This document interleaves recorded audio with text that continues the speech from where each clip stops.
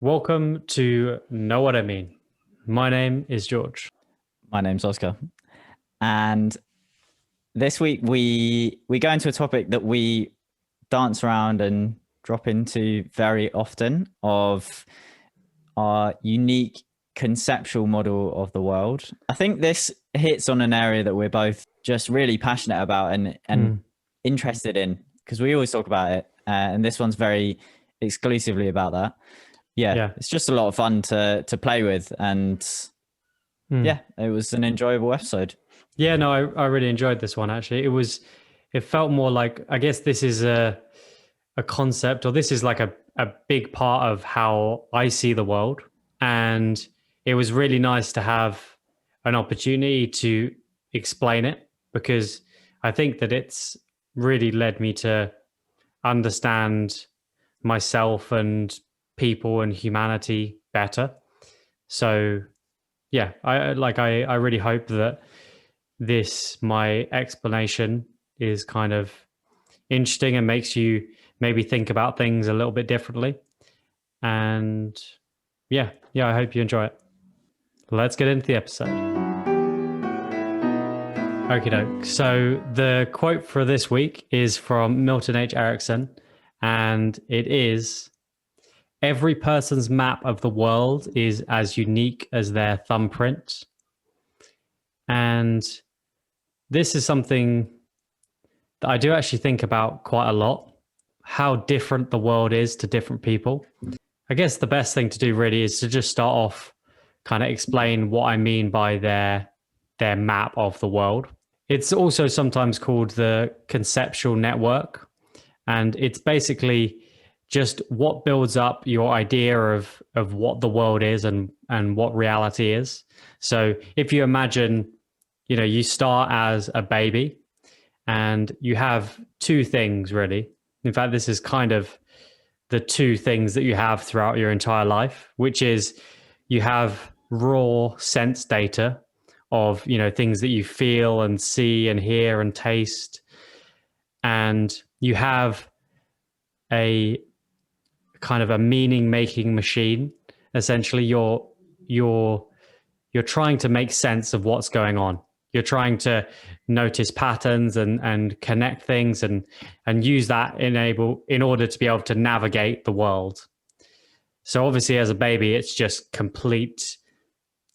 sense and crazy stuff going on, and you've got no idea. You've got no way to distinguish between foreground and background and sound and touch, and everything is all just this field of experience that's completely unknown and uncertain.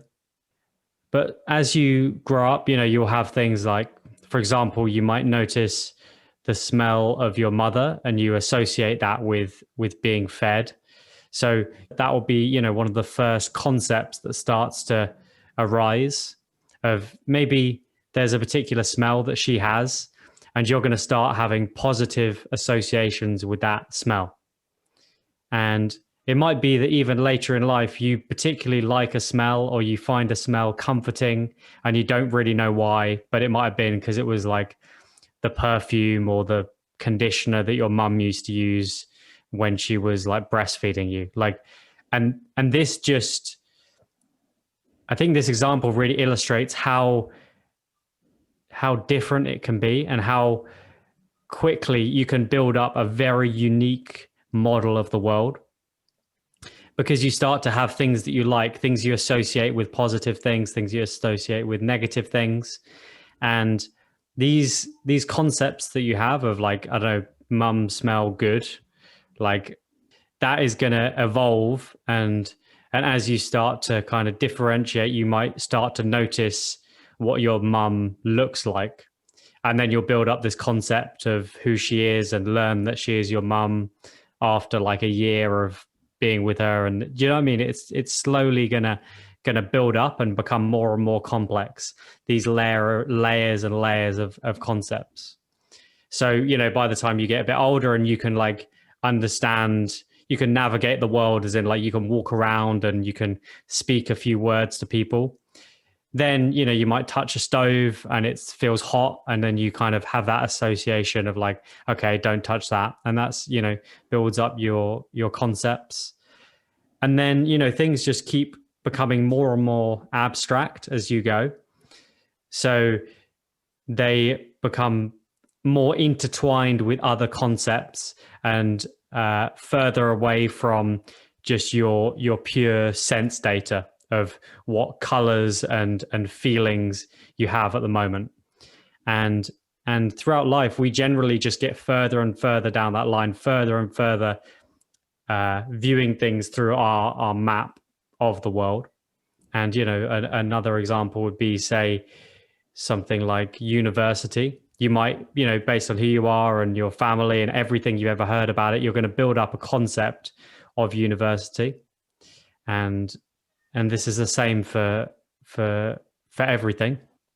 And one thing that I just like to clarify is like there's a difference between the concepts and the language. You have, you know, your sensory data, and then that gets converted into your concepts, which is your ideas about things and what you think things mean. But then the level beyond that is language, and different words are also concepts. And you can use language to explain the concepts that you feel or how you think about things. But that's a way for you to try and understand someone else's map of the world. But you still can't get to the real base level of their concepts and their feelings of things. You know, the language is just a way to kind of point to the different concepts, but it isn't the concepts themselves. Yeah, I feel like I kind of went in pretty deep there, but that's really interesting. The concept, the word thing. I've always associated concepts with just being like an internal monologue in a way, building a certain picture through language, but in my own head. Yeah. But I assume that people who don't know language still have concepts of things. For example, I'm sure there are studies on that of people that don't have like a baby, that... as I was saying, like a baby is going to be drawn towards things that they've had positive associations with, you know, drawn towards smells or whatever. And that's, you know, before they've learned any language. Yeah, that's really interesting. My immediate thought with this is, another way of putting it is that all experience is subjective. Our conditioning shapes our perception, and everyone's conditioning is completely unique to them. We talk about this a lot on the show around conditioning.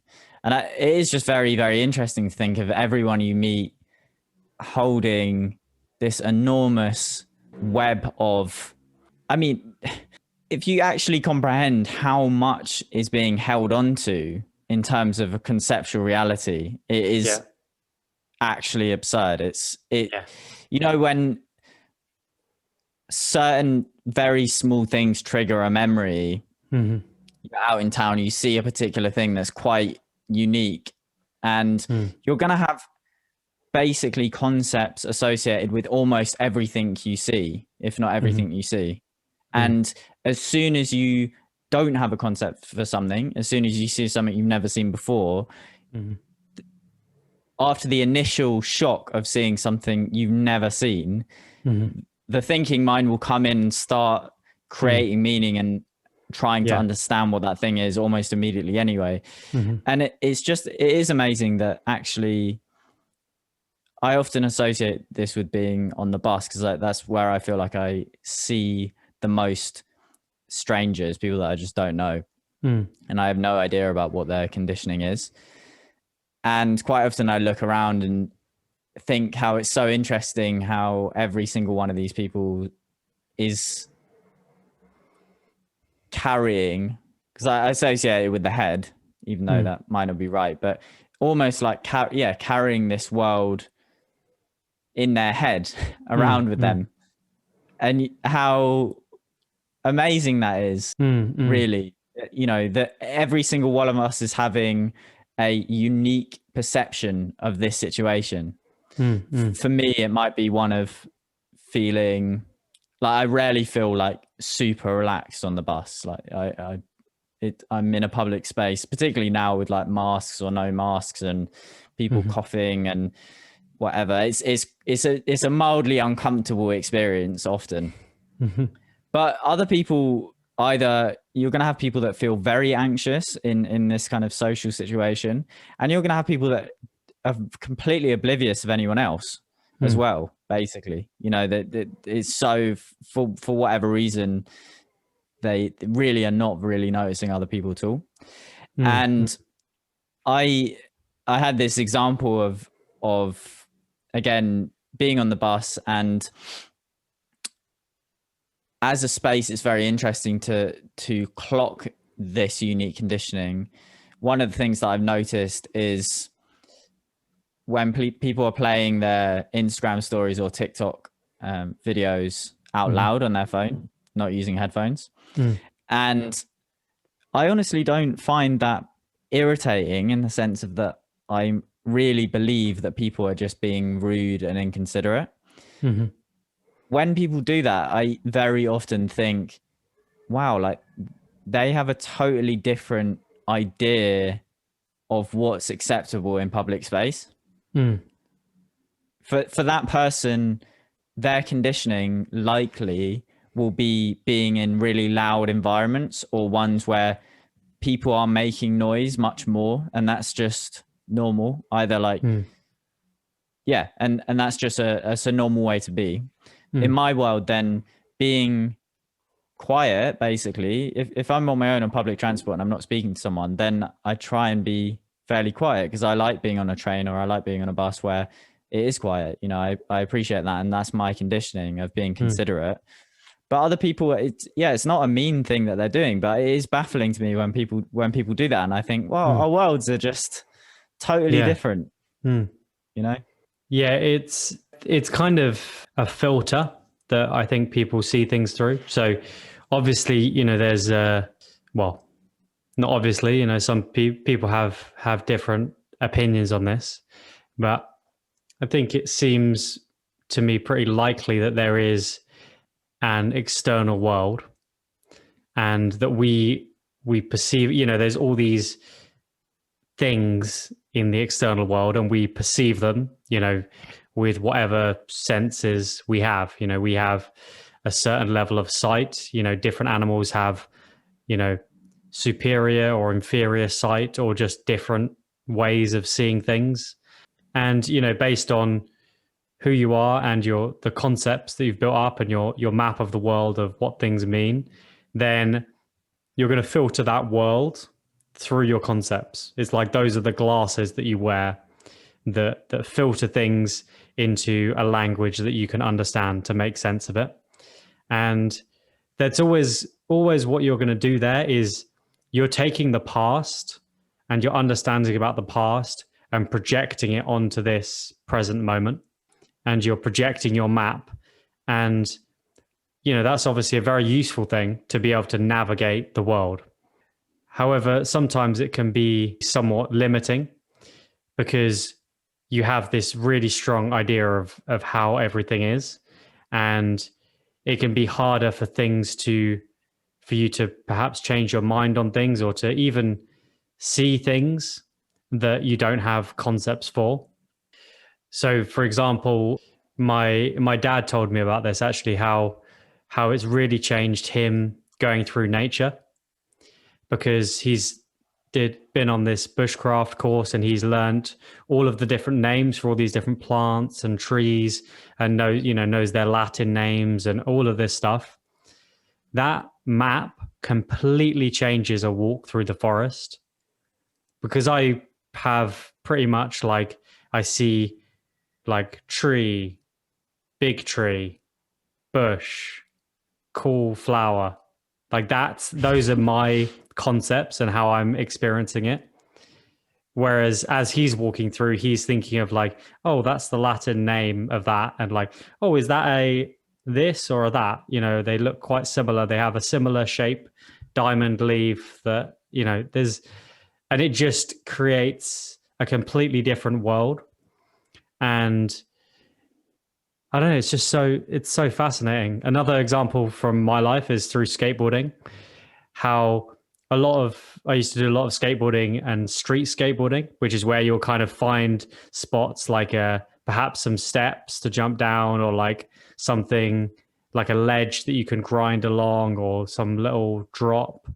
So I've got a filter where I still do it, even though I don't really skate much anymore. I still notice little spots where you could skate, and I'll kind of look at it and be like, oh yeah, you could go over here and then do this. And that just completely transforms how you see the world. And I don't, occasionally, in fact, quite recently, I noticed that I was kind of eyeing up things as skate spots. And, that's something that a lot of people just wouldn't do. But it's just part of how I see the world now. I thought it would be cool to talk about, because you went into it a bit there, but the potential limitations of either we could talk about living through concept, or more specifically around everyone having a unique version of the world. So one of the things around everyone having a unique version of the world is that it's easy to assume that isn't the case, that actually people share a very similar world to you, and that they're choosing to act in ways that don't, like, a negative within that conceptual world that's being made. So for example, with littering, that's another one for me, that when I see people litter, I feel sad. I feel sad about that. In that person's world, there hasn't been the conditioning to say that this is having a negative consequence. There's maybe an indifference, or actually a sense of entitlement around, what someone's paid to pick this up, doesn't matter.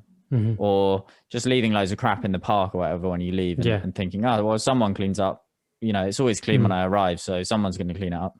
Yeah. And so there are different ways of looking at it. The way that I choose to look at it is to acknowledge this unique conditioning, and actually, it's not super rational, but it is literally just like, I do genuinely feel compassion. I just feel a bit sad that is the way that it is for that person, and that seems normal for them. But to assume, it would be very painful for me to assume that that person lives in the same world as me, because for me to drop litter would be an act of almost aggression in a way. It would be, I so don't give a fuck about you and your enjoyment of the park that I'm going to leave this here. I would have to be in a deeply unhappy state to do that. And so, and I might even be trying to be provocative in some way. So to assume that other people live in the world that I do would mean that there's these acts of aggression going on all around me all the time. I have people going down my street on like really loud motorbikes. It's kind of off-road motorbikes, and they're really, really loud. And for me to do that, it would be provocative. I would be really disturbing people actively, and knowing about that and still choosing to do it. But these people don't live in the same world as me. They have their complete unique world, a world potentially where that really is just fun. They're just having a fun time. Like it's a playful thing to do. There might be a bit of showing off, but it overall, it's just, it's fun to ride a motorbike, and they just don't consider how disturbing it could be for someone else.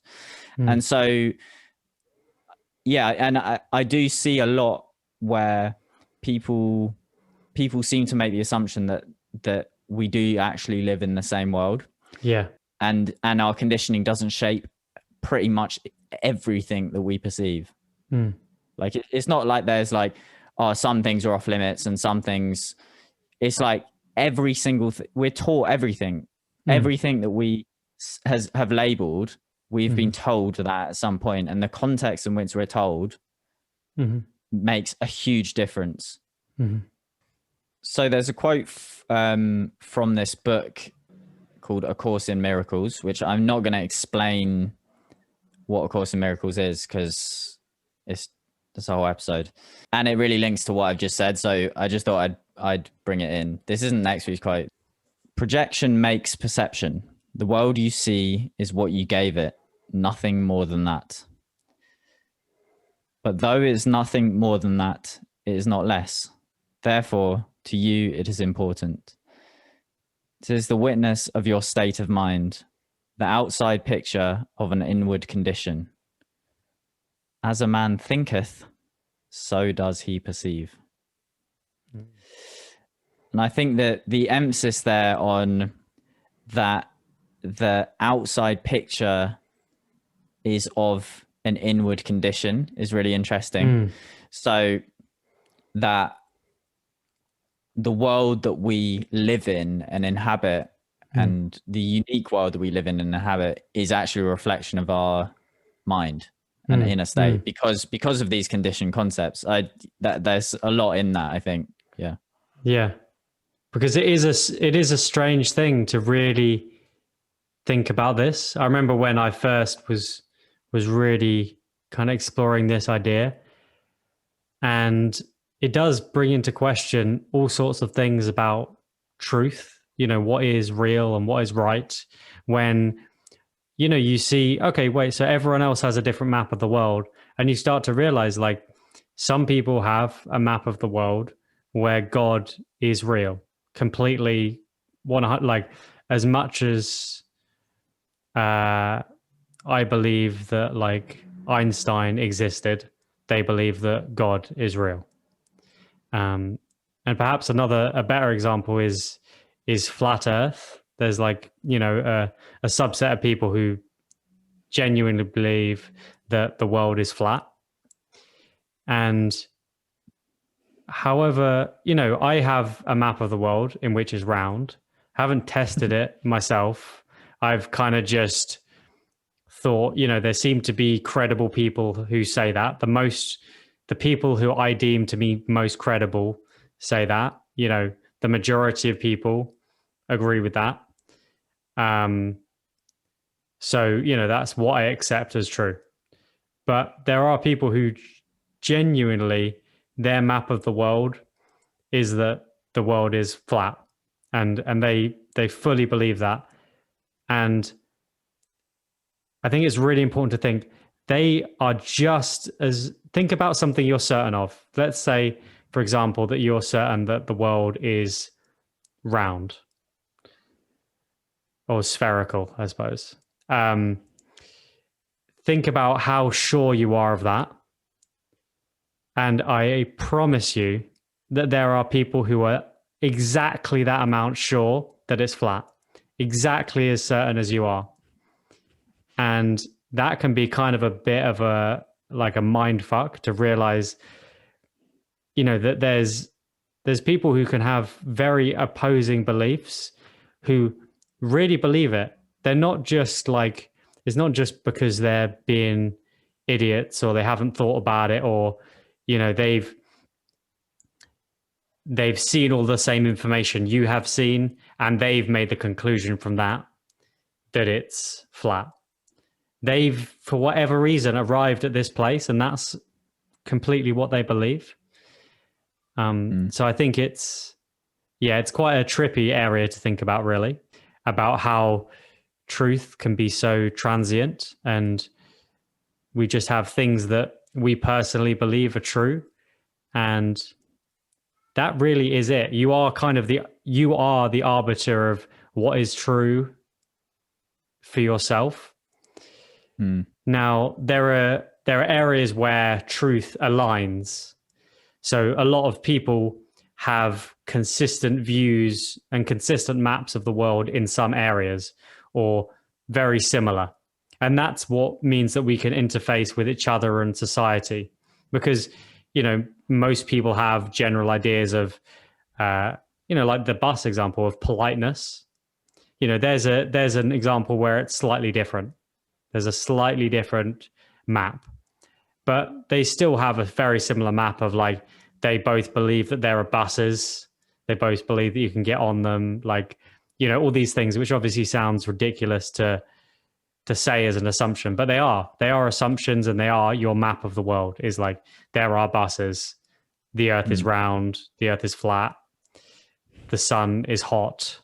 Like, all of these things are your map, and there's a lot of overlap as well. And the same way as the quote says, it's as unique as your thumbprint. Your thumbprint is unique, but it also looks a lot like a lot of other people's thumbprints. And there's going to be a lot of things where you can see, like, oh yeah, that loop that you have in your thumbprint is very similar to a loop that a lot of other people have. It's slightly different, but it's very similar.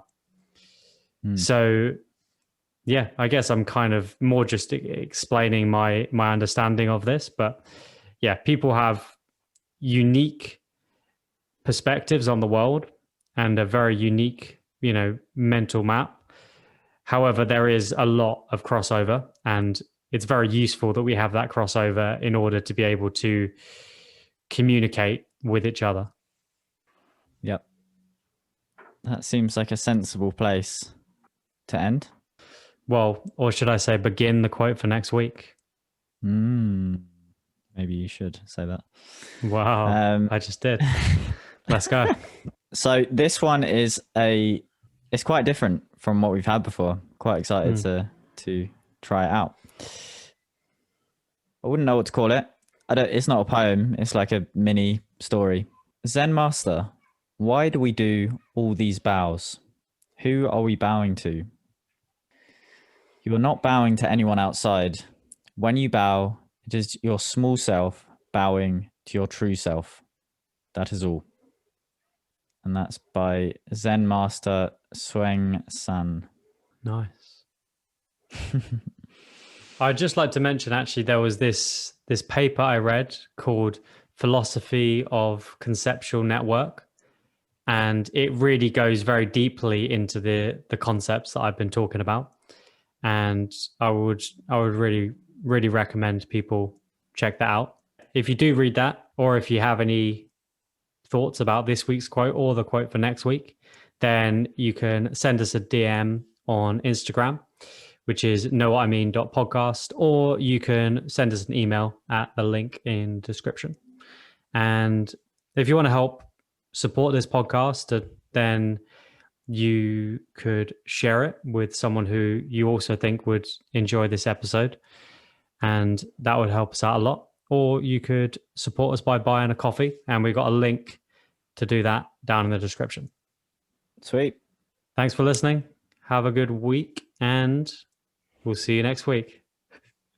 See you next week.